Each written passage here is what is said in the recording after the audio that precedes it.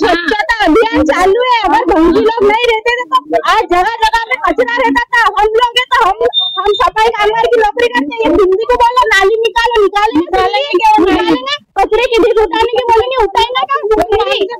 पाकिस्तान के सिंधी यहाँ पे बसे हुए हैं और हम लोगों पे आर्गुमेंट करते हैं ये लोग।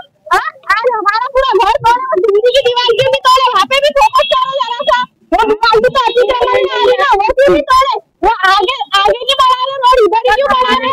हमारे घर क्यों तोड़े उन्होंने? बस हमको ये ना, हमारा इतना पुराना मंदिर क्यों तोड़े उन्होंने? हमको बोले मंदिर नहीं टूटेगा, हम लोगों को कलेक्टर ऑफिस में भेज के धोखे से हमारा मंदिर तोड़े। हमको हमारा मंदिर और हमारा घर हमको सही सलामत होना, वरना हम चुप बैठेंगे नहीं। हमको न्याय होना, हम यही रहेंगे, हम यही सफा है। भंगी लोग नहीं रहते थे ना, तो सिंधी को एक दिन नाली निकालने की बोल दो, निकालेंगे कि सिंधी नाली? ब्राह्मण को बोल दो झाड़ू लगा रोड पे लगाएंगे क्या? वो तो ठंडा होने के लिए भी घर की ठंडा साफ नहीं होती उनकी, जिसमें वो हम लोगों को ठंडा साफ करके लगाते। ये लोग करते ठंडा सफा, कुछ काम करते ठंडा से, वो ठंडा वो लोग साफ नहीं कर सकते, उसके लिए भी वो बाया लगाते। समझे क्या?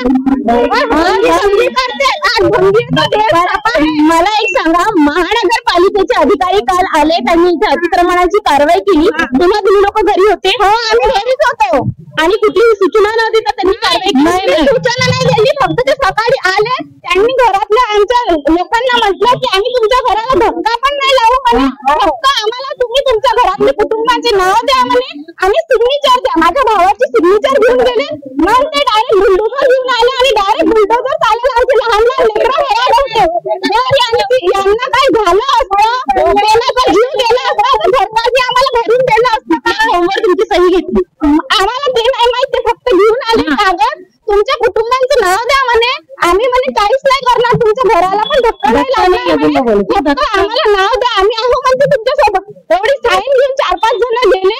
आता आम्हाला वाटलं आमचं घर वाचून जाणार, एवढंच आम्हाला पाहिजे होतं, कोणाला पण घरापेक्षा जास्त काही पाहिजे नाही गरीब लोकांना। आम्ही मजुरी करून खाऊन पिऊन खुश आमच्या घरात चटणी भाकर भेटते आम्हाला, आणि तेवढंच समाधान आहे। सिंधी लोक चालते, आम्हाला बिल्डिंग नाही पाहिजे, पण आमचं झोपडा खाऊन सोडलं, आम्हाला हे नाही समजत आहे। आमचाच काम अतिक्रमण झालं होतं, रोड पण धोका नाही चाललं, इथंच काय घेऊन राहिला